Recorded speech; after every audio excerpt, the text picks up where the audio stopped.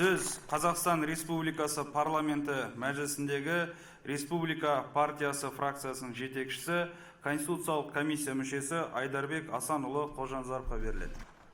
Құрметті отандастар, еліміз үлкен өзгерістер кезеңіне қадам басты. Біз алдағы ондаған жылда ауқымды түрде жүзеге асатын шешімдерді қабылдап жатырмыз. Ата заңның жаңа жобасын бекіту тек заңдық қажеттіліктен туған жоқ. Бұл қоғамның әділдік пен заманауи басқаруға сұранысына берілген нақты жауап. Реформалардың бағыты анық және түсінікті. Біз саяси жаңғыртудан жаңа экономикалық моделге өтеміз. Бұл өзгерістер күшті, еркін технологиялық экономикасыз мүмкін емес екенін түсінеміз. Сондықтан жаңа конституция жобасында білім, ғылым және инновацияға басымдық бердік. Мұның барлығы отандық кәсіпкерлер мен шетелдік инвесторларға нақты бағдар көрсетеді.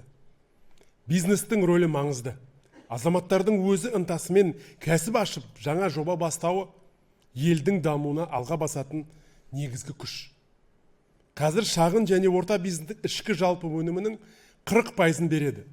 Бірақ бізге тек өсім емес, сапалы және тұрақты даму керек. Жаңа басқару жүйесіне мемлекет адам үшін қағидасы жүзеге асады.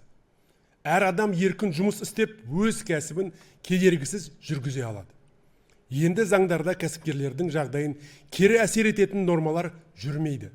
Мемлекет пен бизнес серіктес ретінде жұмыс істейді. Бұл экономикадағы заң мен тәртіп қағидасының нақты көрінісі. Біз цифрлық мемлекет құрамыз. Жасанды интеллекттің енгізу және толық цифрландыру жай ұран болып қалмайды. Бұл ұлттық идеологияның өзегі және экономикалық моделінің негізі. Алғаш рет жеке цифрлық деректерді қорғау нормасын конституциялық деңгейде бекітеміз. Финтех пен стартапқа жаңа жол ашамыз. Бюрократиялық кедергілер шенеуніктер емес, алгоритмдер жояды. Мұндай цифрлық ашықтыққа жаңа инвестициялық кезеңді толық іске қосуға негіз болады.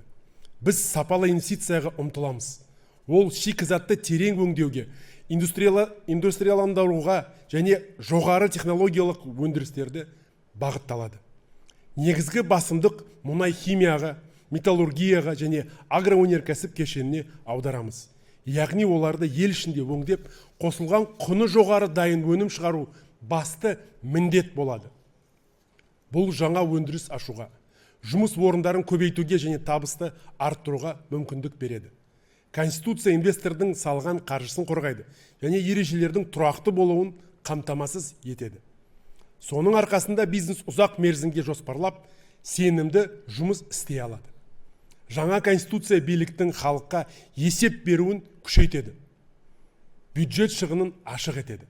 Әрбір бөлінген теңге нақты нәтижеге, елдің дамуына бағытталу керек.